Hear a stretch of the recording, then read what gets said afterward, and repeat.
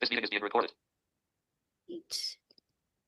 Hello, everyone. Thank you so much for joining us for our Civic Season webinar series, where we have partnered with civic organizations to celebrate civic learning and engagement in libraries from Juneteenth through the 4th of July. As part of our Vote Libraries initiative through the Every Library Institute, we provide training for public librarians to be active participants in election administration. And today we are joined by several disability voting rights activists.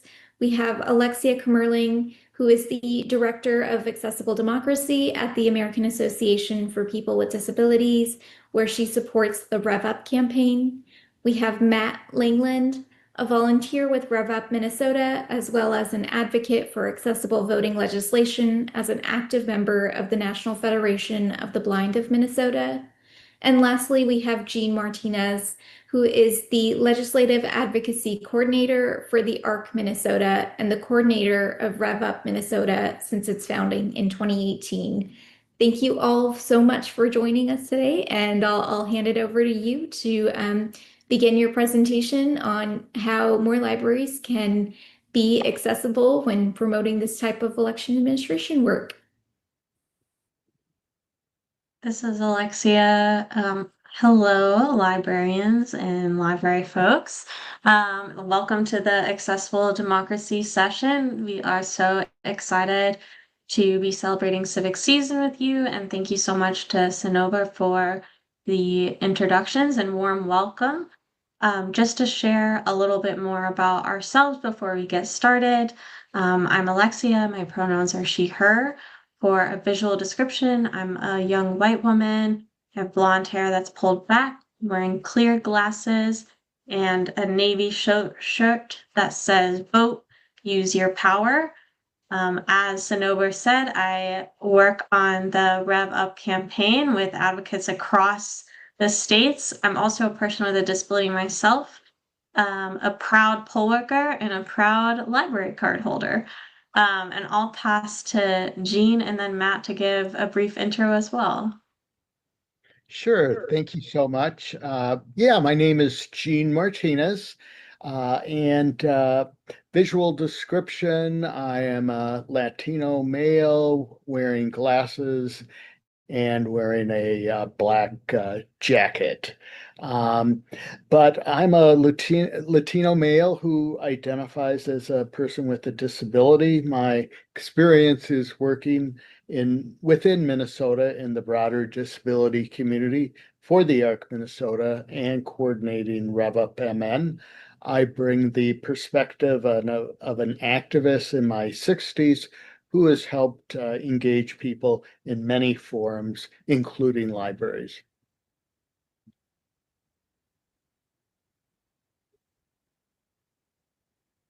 Okay, I am Matt Langland. Per a visual description, I'm a white male, late 30s. I just have on a polo shirt, and I'm just sitting in my home. I am, as Sonoba said, I'm voting. I guess I consider myself more of an advocate than an activist per se, because most of my voting work is while I've done partisan campaign work in the past, I've mostly switched over to nonpartisan voter engagement. And also last year for the 2024 cycle, I worked for Hennepin County elections in our the voter engagement area, and just engaging voters on how they can get out and vote and cast their ballots, and did tabling events and things at various places. And I've also worked in the voter call centers at the Minnesota Secretary of State, as well as Hennepin County, assisting voters with their questions. So yeah, I guess that's pretty much me. Thanks, Alexia. Awesome. Well, just to kind of give you an overview of what we're going to talk with you all about today, we're going to start by just sharing a little bit about what is REV UP and what is REV UP Minnesota, since we have 2 Minnesotans with us today. Then we'll talk a little bit about what we mean when we talk about the disability vote.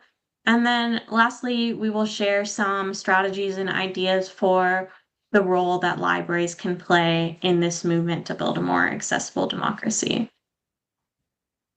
So what is REV UP? On this slide here, I have a photo of a group of around 20 advocates, diverse across race, age, gender, and disability type, posing in front of the New Jersey State House. They're holding a sign that says "Rev Up, make the disability vote count." And this photo is from an event that New Jersey advocates held to celebrate Disability Voting Rights Week, which is in September, the second week of September every year. They held a rally in front of the State House. So what is REV UP? REV UP is an acronym. We love acronyms in the disability community. And it stands for Register, Educate, Vote, Use Your Power. And it's a grassroots movement that was founded by disabled activists in Texas in 2016.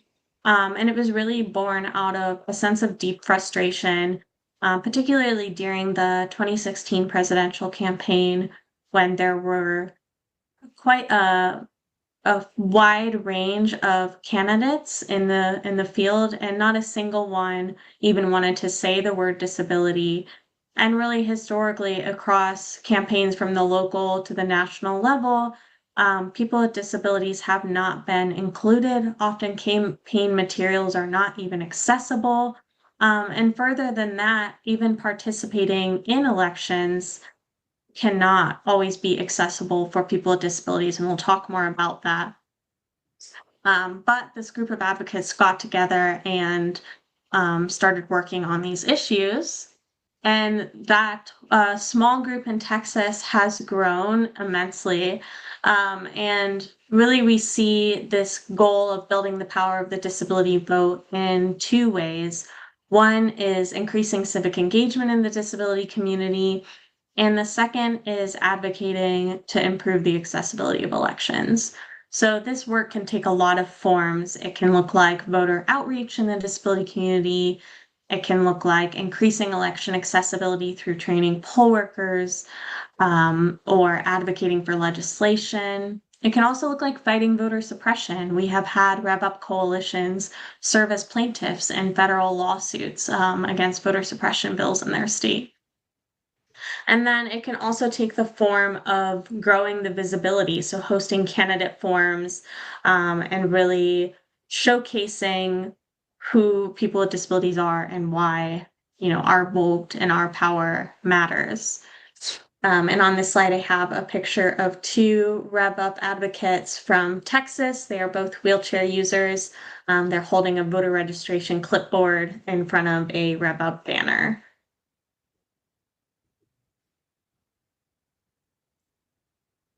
Yeah, and even though Rev Up is a national movement, it's really built on the belief that change happens at the local level. And so I think that's an identification of a lot of where we have chapters. There are around 20 state, local Rev Up coalitions, including Rev Up MN, and there's other groups that are aligned with Rev Up. But Rev Up MN, we were formed in 2018, and we currently have 26 active members. And while initially most of our members were from the disability community, we like to view ourselves as more of a civil rights organization. So we've incorporated other groups like from the LGBTQ plus community in recent years. So yeah, that is change at the local level.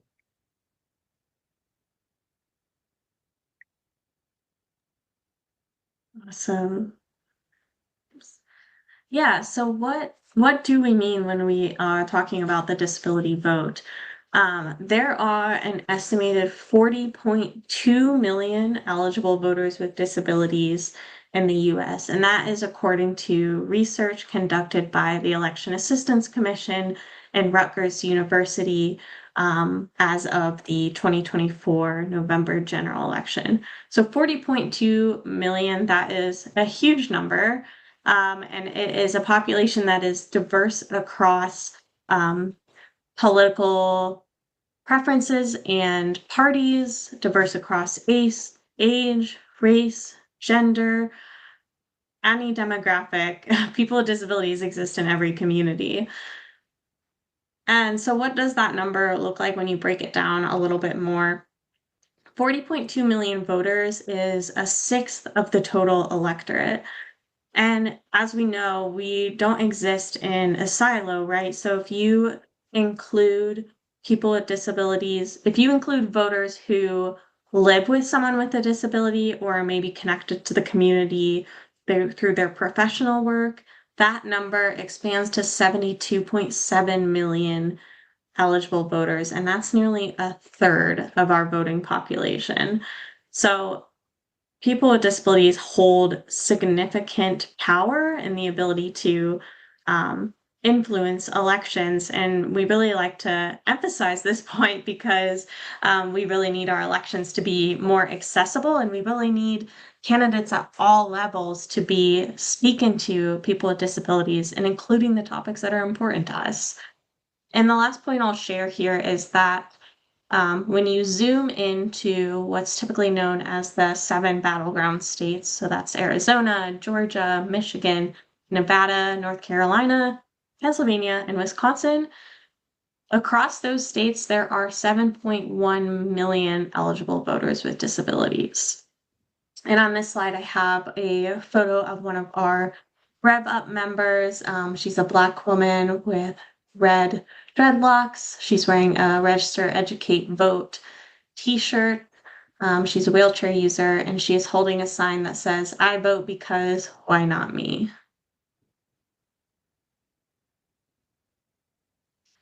But even though we have this immense power in our number and our populations, there is a turnout gap between disabled and non-disabled voters. And that's not because disabled people are not interested in participating civically. There's a lot of reasons behind this. So I'll pass to Matt to share a bit more about that. The barriers that people with disabilities often face when it comes to voting are polling place accessibility, polling places if they're in older buildings or whatever, they may have accessibility barriers, when it comes to, narrow spaces or ramps or those sorts of things. Your polling place accessibility, also transportation to the polls is a real big one, because people, like myself who can't drive, depending on where you live. I mean, if you live in in a city like I do with good public transit, and you can, it's fairly easy to get to your polling place. But if you're in a more rural or suburban area where, public transportation or friends or family aren't as easy to come by, that can be a real struggle. And then there's of course the absentee vote by mail option, but then there are accessibility issues there, especially for blind people. Some states are starting to get electronic return of absentee ballots, but not enough yet on that. We're, blind community, that's a big thing we've been working on, is working on getting electronic return of online absentee ballots so we can vote privately and independently. A lot of states are partially accessible where you can fill the ballot out online, but you still have to print it out and fill out the envelope and send it back in on paper. So that can be a real barrier. As far as what libraries can do to help with these barriers, libraries can really do a lot. For example, last year when I worked on voter outreach with Hennepin County elections and our nonpartisan voter engagement work, we went to a lot of libraries, and we would table at them. We would bring, materials on different ways to vote, of course, accessible voting, voting with a criminal record, voting while experiencing homelessness, all the different ways that someone can vote, no matter what no matter what situation they are facing. And the good thing about libraries is they can do a lot. They can, host candidate forums, as mentioned earlier.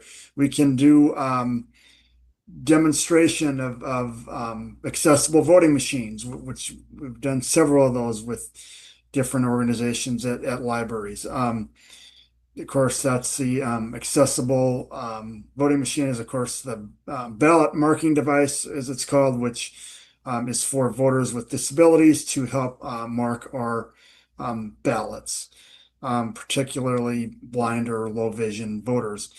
And so we can demo those at libraries. And the other thing about libraries, and we experienced this last year with Hennepin County with our tabling, is when you go to a library, based on whatever day you go there or what library you're going to in whatever part of town, you're going to reach very different audiences. For example, when we would table at the Central Library right downtown Minneapolis, a lot of people experiencing homelessness use that library as a resource, as a place, a comfortable place to hang out. They use the computers there or read books, when they're experiencing homelessness. It's a really serves as a resource for them, so we can reach those populations. Another library I remember we were going to, and they were having a class gathering on tax preparation. It was tax season around the time of the presidential primary, and so there were a lot of senior citizens coming in to get help with their tax preparation. We were reaching the senior community. And then another library, for example, we were there on a Saturday morning and it was family story time. And so a lot of families with children were coming in and we could talk with them about voting. And I think we even had some stickers that said future voter on them we could give to the kids, so they could have something to get excited about. And so then, you reach so many just different diverse communities and populations. By working with libraries to help engage voters.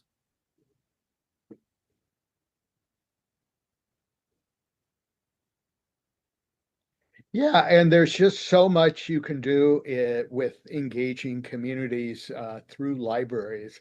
And in 2024 Rev Up MN, we used libraries for at least four events: one in central Minnesota, one in western Minnesota, and two in the Twin Cities area. So they're really one of the first places that we look to do events. We've done voter registration from libraries. That's a great place to get particularly maybe younger people who have just moved to a new apartment and need to re-register to vote, or just people who are not registered and when they see a table there, a welcoming table, and they're in a environment like a library, they decide to sign up to register to vote. And as Matt mentioned, we've had our accessible voting presentations, and for some of those, we've gotten even TV media coverage as they wanted to cover events with the disability community, and we were glad that we could do that from a library. Other events are like candidate fairs, where you invite perhaps other Rev Up organizations to have tables, and then you invite candidates to come and meet for a informal meet and greet and to speak to people and to answer questions. That's a great event to have at a library. or we've done some very formal candidate forums, sometimes partnering with the League of Women Voters, and where we'll ask questions of all of the candidates in a particular race and go through that whole process.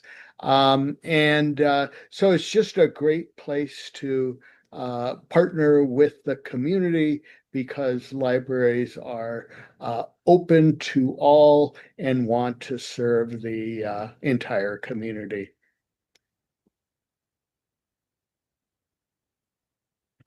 So really join the movement, use libraries' best practices, partner with your local elections office, even your Secretary of State's office.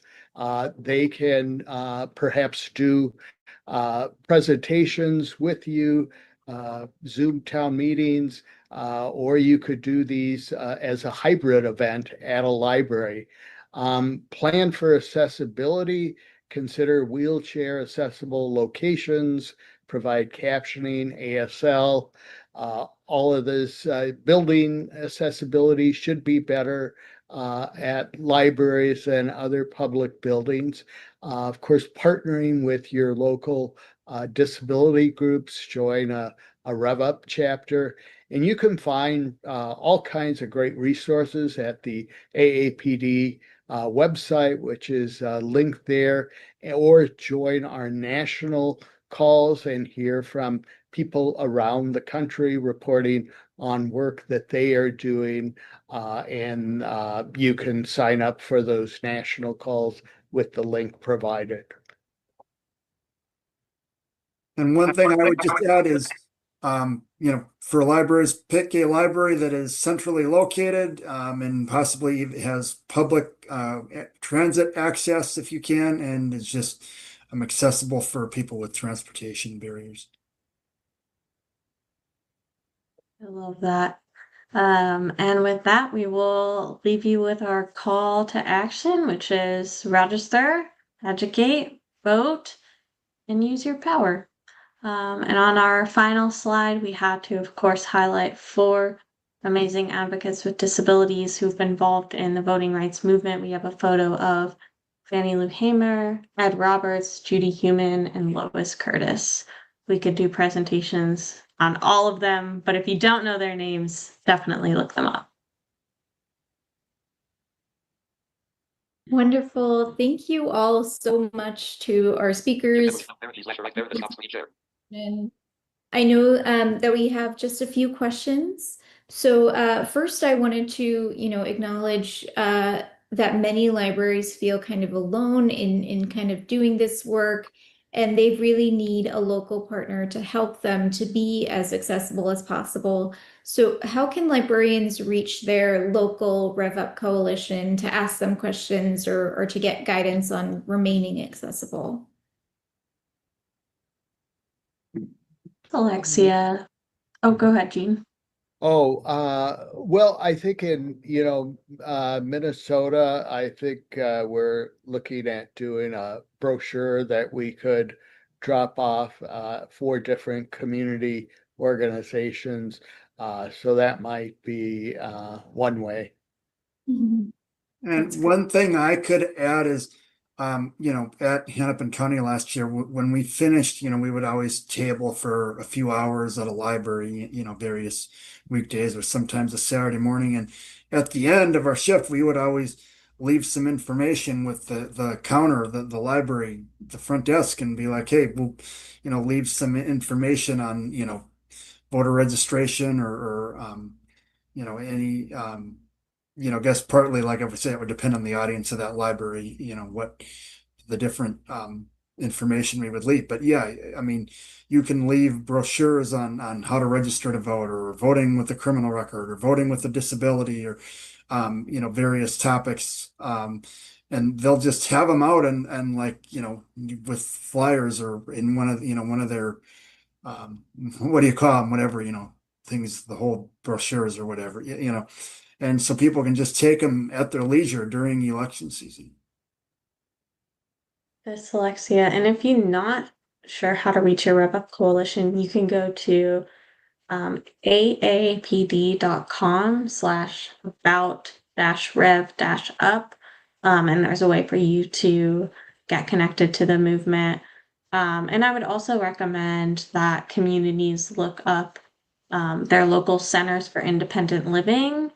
Those are organizations that exist in every state, who are staffed by a majority of people with disabilities and who work both in advocacy and in direct service in the disability community. And then there's also other disability specific groups, like Matt mentioned, that he is part of, the state chapter of the National Federation of the Blind. Those are usually very active across states, and great resources, um, as well as community centers for the deaf. And the ARC, while a national org, also has state and local chapters. So all of those can be really good resources of, advocates who can help. That is so great to hear. And then our next question is about making voters with disabilities feel more supported online. What approach would you recommend, and how would you kind of recommend that librarians make sure their digital spaces and materials are also accessible to all of their voters in their communities? Well, just that. Make sure your online materials are accessible, as in meeting accessibility guidelines. I believe it's WCAG 2.1. I think they're up to AAA now. I don't know. I'm not the accessibility expert, but yeah, just make sure your online materials are accessible for people with disabilities, in particular screen reader users, like myself. Yeah, this is Alexia. If you Google Web AIM, that's AIM, um, checklist, there is a bunch of free resources on, what Matt mentioned. I think WCAG, that stands for Web Content Accessibility Guidelines. Is that right, Matt? Um, yes, I believe that You is think? correct. Well, it's from, it's either that or it's what is it, the World Consortium for Accessibility. Oh, That's the group that puts it out. Uh, that might be it. yeah, World Consortium for Access. Oh, I don't have it in front of me, but yeah, Well, we're not confident on what the acronym means, but we are confident that these guidelines can help you make your resources accessible. And if you Google Web AIM, AIM, they have a bunch of free tools. They have a tool you can literally put in the URL of your website. It will do an accessibility check for you, and it will tell you where the errors are. And then it seems a little overwhelming when you first look at it if you're not a digital person, which I'm not. But if you Google the error codes, it's actually pretty easy to figure out how to fix them. And they also have, a great resource that I use all the time, which is a contrast checker. So you can use like an eyedropper tool and check the colors that you're using to make sure that the text is readable, for folks who may be low vision or have, a learning disability. And it also has guidance on, how to label your documents so that, screen reader users can navigate them. So I know it can seem overwhelming if you are like, I know nothing about digital accessibility, but there are a bunch of free resources out there. That's great. And I think that will be really helpful as our librarians, develop these online and digital resources to reach more of their patrons and more voters, especially ones who aren't able to get to the library in person. And our last question is about what do you think is the greatest barrier to access in library spaces right now? And what can librarians then do to change that thing to be more accessible in their spaces?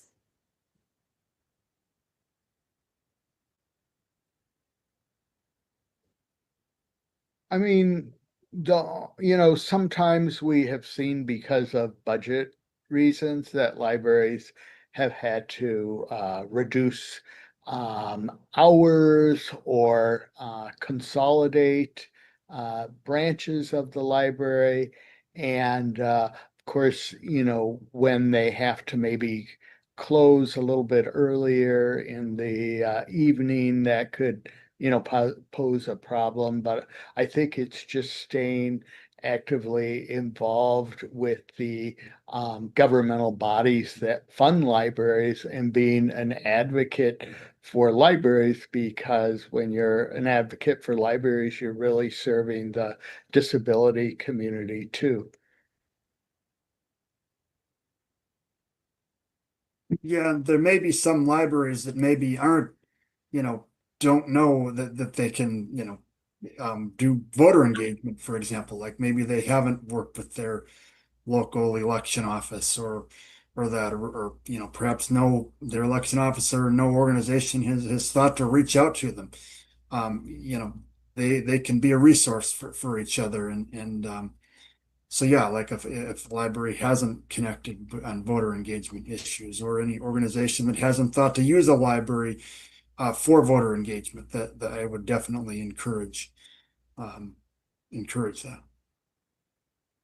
Thank you. I think that both of the points that you made, Matt and Jean, about tying disability voting rights and libraries and library funding as inherently connected, and the idea that libraries are so important to that accessibility component is such an important point to highlight, and I really appreciate you making that connection. And I know one more thing I could add, that because I know at the downtown Minneapolis library, and I think probably most libraries in our area, I would hope, they have computers with screen readers and things on them, or scanners. Like I know the downtown library has like an accessibility room with, computers, like I say, with screen readers and scanners, and I think CCTVs for people with low vision. Another great thing a library can do is have those resources, have a computer with a screen reader on it, have, a scanner with like a scanning program for, people who are blind or low vision. So, maybe if you're blind or low vision, you don't have access to, accessible equipment, in your home or whatever, you can go to a library um, and get access to accessible equipment through your library.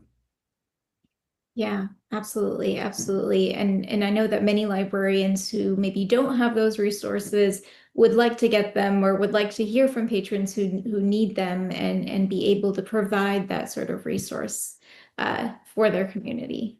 So that's wonderful. Thank you all so much, for joining us, and for speaking about this very, very important issue related to voting in libraries. And, we are so grateful to you all for the work that you do every day. Thank All right. you so much for having us, and thank you to all the libraries out there who are making space for their communities and for people with disabilities. We are thrilled to work with you. Thank you. Yeah, great. Thanks for having us. This has been great. Thank you.